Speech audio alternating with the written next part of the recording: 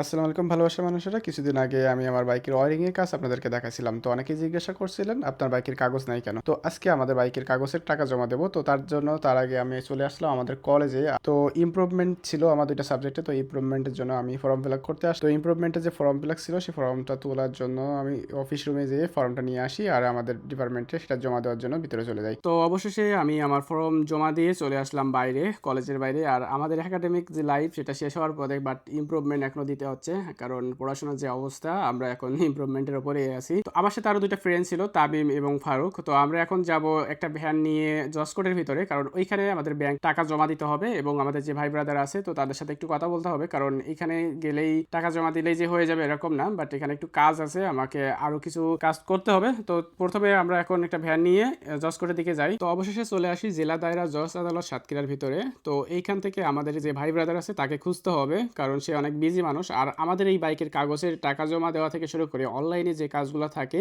সব কাজে হেল্প করবেন আমাদের এক পরিচিত বড় ভাই। তো তার মাধ্যমে এখান থেকে আমরা কাজটা করাবো। তো আমরা এখন তাকে খোঁজার জন্য কল করতে থাকি, কারণ তার অনেক কাজ ছিল, সে ব্যস্ত ছিল। তো আমরা তাকে খুঁজে আমাদের যে কাজগুলো আছে সেগুলো তাকে দিয়ে তো অবশেষে তার সাথে কথা হলো এবং সে আমাদের কাছে যে ডকুমেন্টগুলো চেয়েছে সেই ডকুমেন্টগুলো আমি কমপ্লিট করে তার অফিসে যেতে হবে। তো আমরা আগে আমাদের ডকুমেন্টগুলো রেডি করতেছি আর আমরা এখন যাব তার অফিসে।